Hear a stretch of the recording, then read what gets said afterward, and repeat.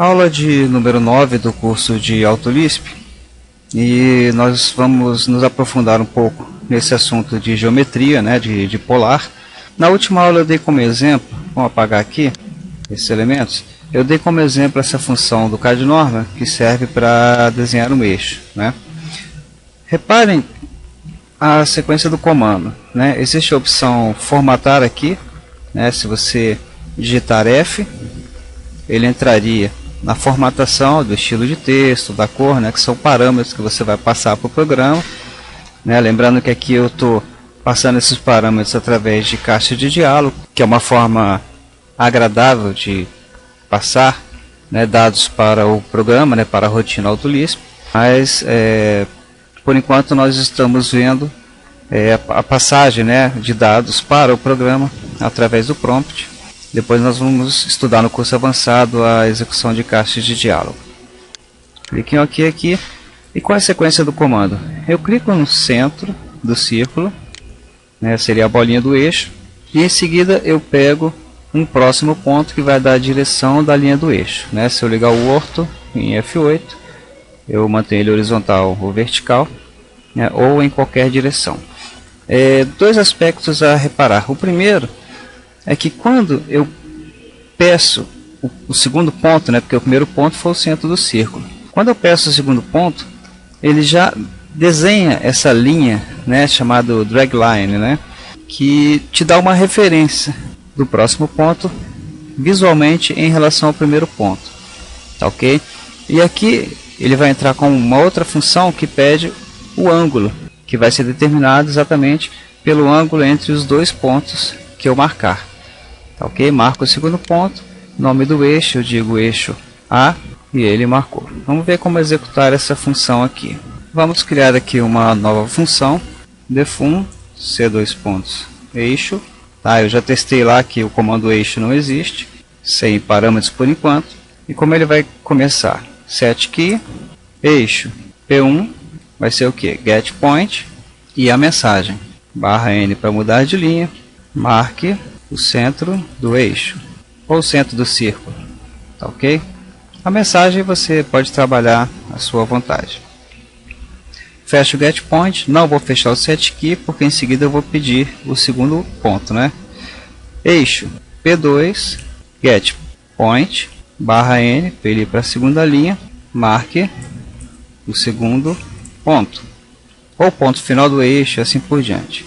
Bem, se eu executar essa rotina dessa forma, ele vai marcar o ponto P1 e depois vai marcar o ponto P2 para que seja desenhada aquela linha de referência a partir do primeiro ponto, tá? Simplesmente eu vou colocar aqui eixo P1, ok? O simples fato de você colocar um ponto entre o getPoint e a mensagem faz com que ele desenhe aquela drag line, tá ok? Vamos testar essa entrada de dados simples, passo a passo, nos testes do nosso Lisp. Carrego a função aqui, digito eixo, que é o nosso comando, marco o ponto centro do eixo, marquei e olha lá, a drag line desenhada, tá ok? Só para mostrar aqui, se eu deletasse isso, salvasse, carrego aqui de novo e digito o eixo, marque o ponto centro, olha lá, ele marcou o primeiro ponto, mas eu não sei exatamente onde eu marquei. Marque o segundo ponto, ele guardou, mas ele não puxou aquela drag line de referência, tá ok? Então vamos colocar aqui Ctrl C, vamos repor aqui. Bem, em seguida eu preciso do ângulo entre o ponto P1 e o ponto P2, tá ok? Então eu vou guardar esse ângulo, eixo, vou chamar de dir, de direção, tá? Ele vai ser o que? Uma nova função, vai ser o ângulo de eixo P1, eixo P2, tá ok? Gravei o ângulo entre o eixo P1 e o eixo P2, porque aqui na função anterior da escada eu usei sempre a direção 0, ok? Mas eu poderia usar para a esquerda ou para a direita, e para isso eu teria que ter o ângulo entre esses dois pontos para saber a direção. E esse ângulo eu pego exatamente com a função angle. Ok? Vamos salvar aqui. K, e eu vou lá de novo, eixo, marque o centro do eixo, marque o segundo ponto, e repare a mensagem que ele deu no final aqui, ó, 4.9774. Vamos repetir o comando, vamos marcar o ponto aqui, vou ligar o orto com F8, e vou marcar na direção 0, ele deu 0, ok? Vamos fazer a mesma coisa aqui, clicar no ponto, e marcar a direção do 90, ele deu 1.5708. O que quer dizer esse número? Esse número representa o ângulo em radianos, tá ok? Porque o número π, né, se eu colocar aqui exclamação π, ele vai dar 3,14, que é o ângulo de 180 graus, né? Uma circunferência tem 2π radianos, então π radianos seria meia circunferência, que seria 180 graus. Se eu colocar aqui dividido π 2 dividido, né, o número π por 2, vai dar exatamente 1.5708, que é o número que ele deu aqui, tá ok? Então esse ângulo é um ângulo em radianos. E aí, se eu tivesse aqui eu não estou entrando no mérito de escalas, né? Mas por exemplo, aqui eu teria uma distância de 0.265, que seria o raio desse círculo. Então esse ponto seria um ponto que, a partir do ponto P1, ele fica a uma distância de 0.265 na direção do ângulo que eu criei, tá ok? Então o ponto P3 seria o que? Eixo P3 seria polar a partir de que ponto? Do eixo P1. Em que direção? Na direção do eixo dir. A que distância? Vou arredondar aqui 0.3. Tá ok? Ele marcou o ponto P3. Uma vez que eu entrei com os dois dados, que são os dois pontos, ele já tem a direção, que ele calculou pela função ângulo, e já tem a posição do ponto P3. Ok? Então agora eu entrei com o command, né? Com as funções de desenho. Command, círculo. No comando círculo ele pede inicialmente o ponto central. Eu vou digitar aquele nosso famoso none, para impedir que ele pegue os naps. Eixo P1. E qual seria o próximo passo? Seria o raio, né, que eu posso marcar usando o ponto, de novo, none, eixo P3. E terminaria, ele já terminou aqui o comando círculo, né? E em seguida eu posso, no mesmo command, já iniciar o comando line. Line, de novo. Sempre que ele pedir ponto, a gente entra com a função none, tá? Nenhum. E a linha vai começar onde? Exatamente no eixo P3 e vai até onde? Até o none, eixo P2 e dá um enter para terminar o comando line. Ok? O raciocínio é bem simples, só que agora o meu ângulo não é mais zero como era na escada. Ele é um ângulo que vai depender da direção entre os dois pontos que eu clicar. Vamos testar essa função. Salvei, carrego aqui, eixo, marco o ponto central, aqui, vou desenhar vertical. Cliquei aqui, tá lá, desenhou a bolinha e desenhou o traço. Tá ok? Quando a gente for trabalhar efetivamente, for desenvolver os nossos Lisps, né, como a gente está falando aqui de um símbolo gráfico, esse círculo, né, tanto esse tamanho quanto o tamanho do texto, eles vão depender da escala de projeto. Eles vão depender da escala em que eu estou trabalhando. Tá ok? Então entraria aqui depois com o fator multiplicador. Tá ok? Então, em vez de ser 0.3, seria 0.3 vezes um fator de escala, que a gente vai discutir mais para frente.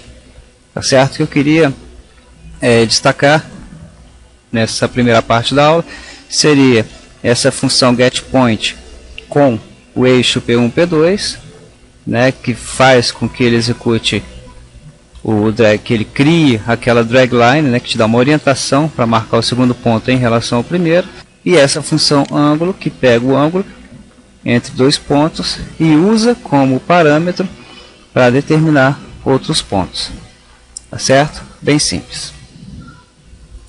Eu queria mais uma vez destacar que a gente está vendo aqui os conceitos básicos, tá, do AutoLisp, os conceitos principais, E depois, ao longo do curso, nós vamos nos aprofundando dentro de cada um desses itens principais, estudando casos particulares.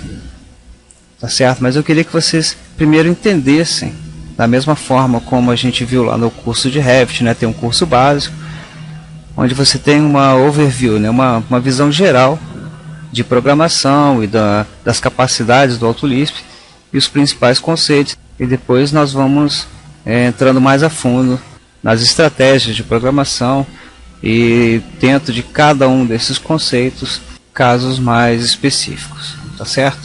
Bem, na segunda parte dessa aula, nós vamos estudar processos de seleção. Você, em algumas rotinas, né, você quer atuar sobre determinados elementos do desenho, então você precisará selecionar esses elementos, tá ok? Vamos tomar como exemplo essa função bem simples do CAD Normal, que é mudança de layer, tá? Por exemplo, para AUX 02, tá? Mudar para o layer auxiliar 02.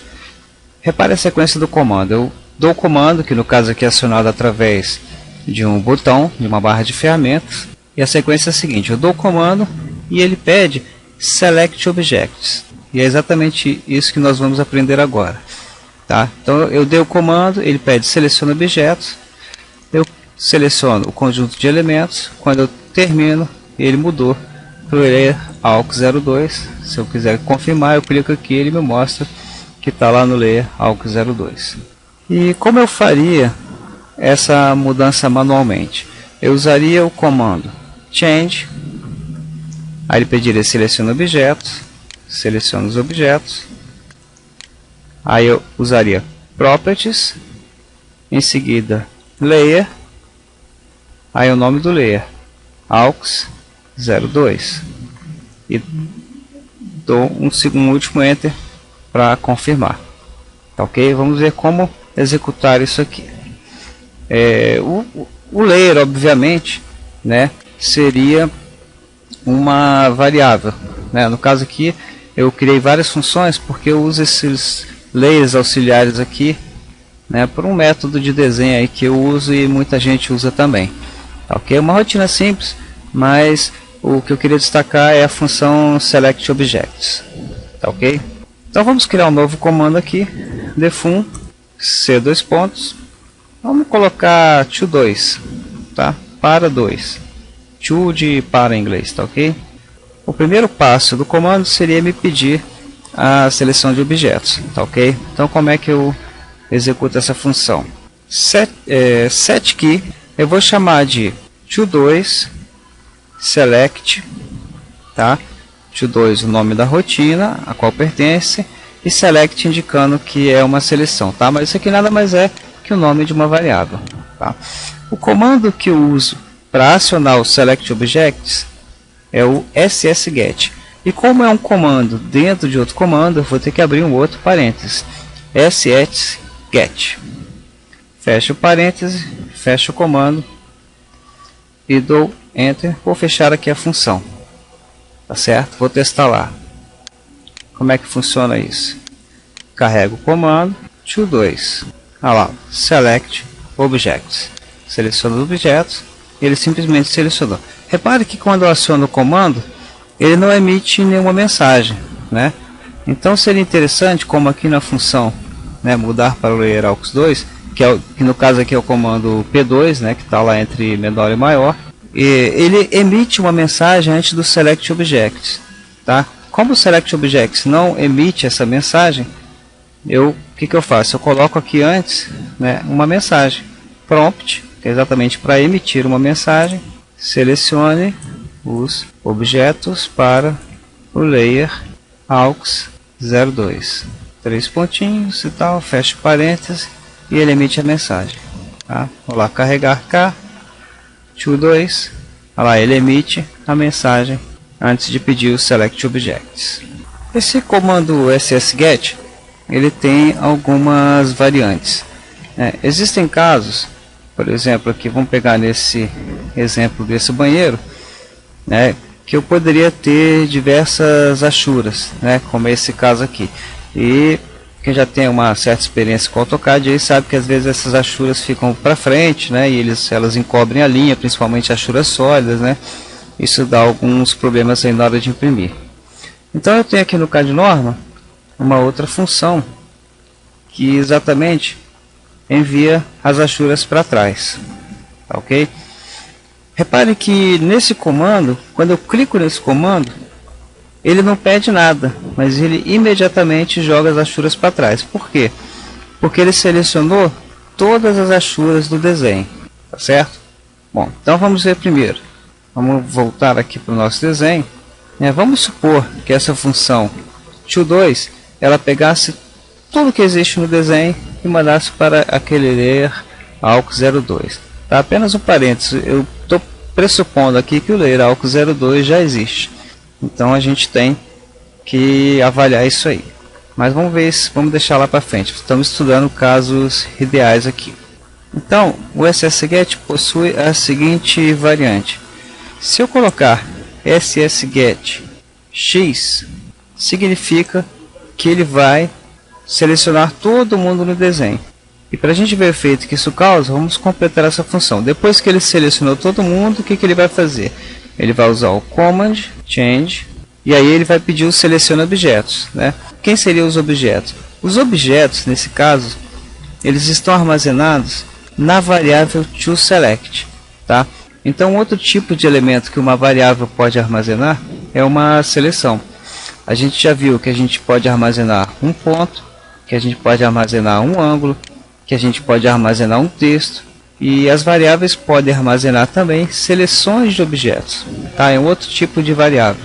Então, quando ele pedir seleciona objetos na sequência do comando change, eu vou dizer para ele os elementos que eu quero selecionar são aqueles armazenados to2 select, né? E quando a gente tem o seleciona objetos, ele pede continuamente, né? Você deu um conjunto de elementos, ele continua no select objects até você teclar enter, né? Então vamos teclar um enter aqui, né? O que ele pede em seguida? O que ele vai mudar? Aí eu falo as propriedades, né? Que é o P, né? De properties.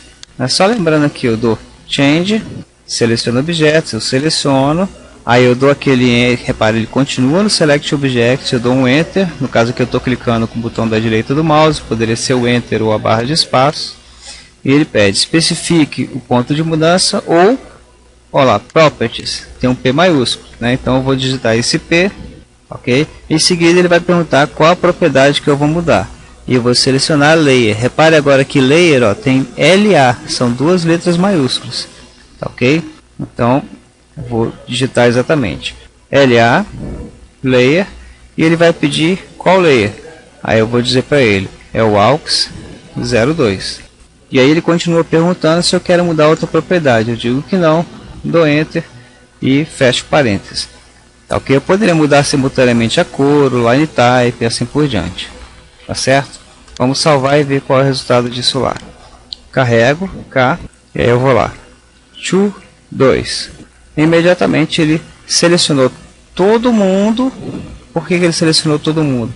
Porque eu usei o X, tá, ok? Então o X faz com que o Select Object selecione todo mundo no desenho.